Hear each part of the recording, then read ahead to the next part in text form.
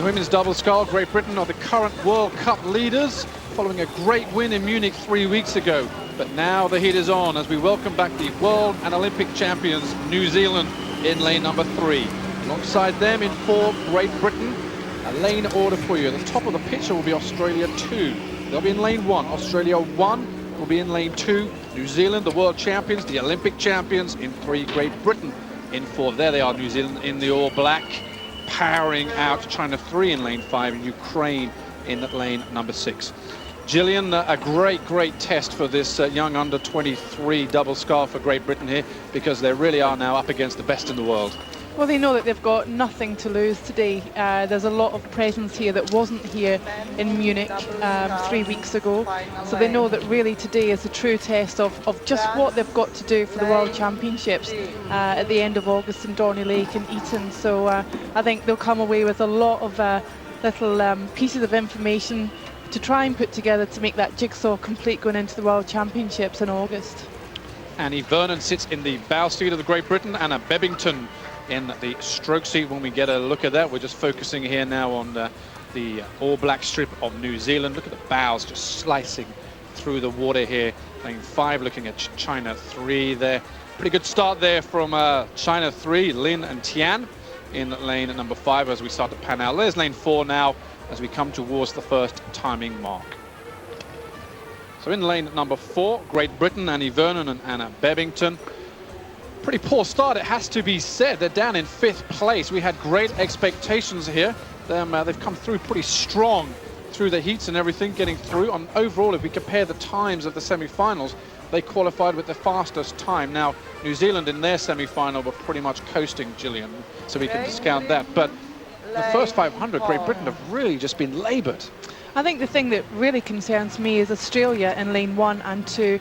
They'll be doubling up into the quadruple scull event, so it's not like they're trying to keep Australia are trying to keep anything in reserve for the race further on in the competition. In fact, if anything, Great Britain should be cashing in on the fact that to put Australia under pressure in the knowledge that they have to race the quad, and it just seems that Great Britain have been left somewhat off the start and really have quite too much catching up to do at this stage in the game.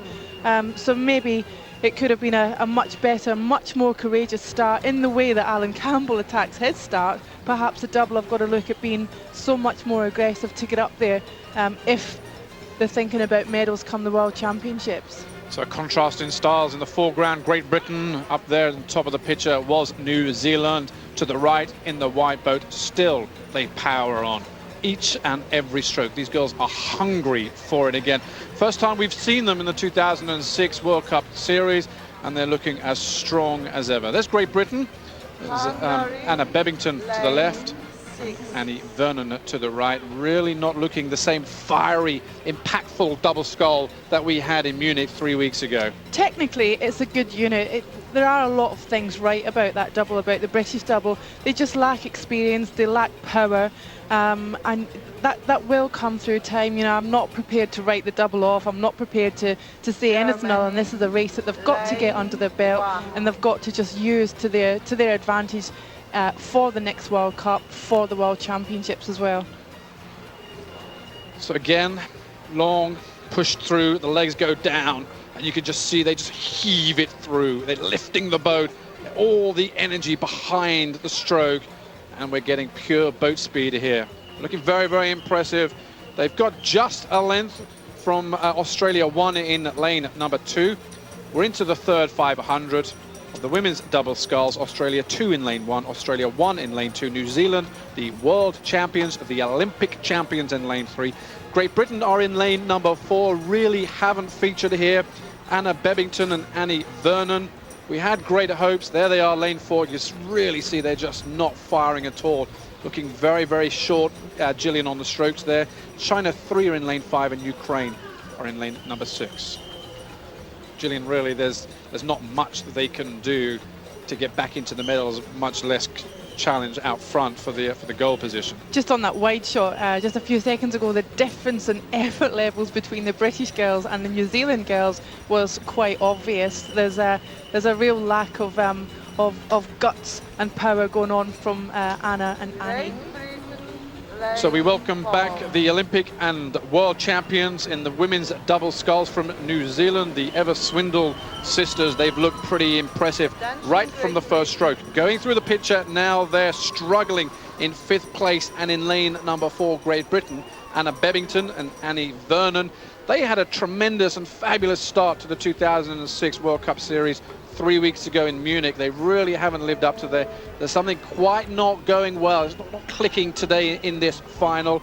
Out front though, New Zealand looking strong. They've now eased out the gap over Australia in lane number 2. Just to mention again, these two Australian doubles at the top of the picture will be going into the women's quadruple scull later on, up against our flagship women's boat, the quadruple scull. So a little over 300, and still New Zealand, the Olympic champions, the world champions. They're out to make a statement, and they're making a pretty big statement here now. We're through 200 meters. They just have clear water over Australia 1 in lane at number 2. Following them, Australia 2 up there in lane at number 1. And we're looking now at Great Britain coming through in lane at number 4. Anna Bebbington and Annie Vernon really struggling this morning here at Poznan, the second World Cup regatta, and a contrast coming up to the line. Just over 100. New Zealand looking strong. Still, the rate goes up. But here comes Australia in lane number 1, starting to move on. Australia 1 in lane 2, starting to push on. But the Olympic champions have just enough in the tank to push it through, and they're going to get gold today. They open their 2006 World Cup account in impressive form. And here come Great Britain over the line, not particularly quick. Looking as strong as they did last year at Gifu. New Zealand, the world and Olympic champions, opened their 2006 account. And what a contrast in fortunes. 3 weeks ago, Great Britain were first, and now we're 5th.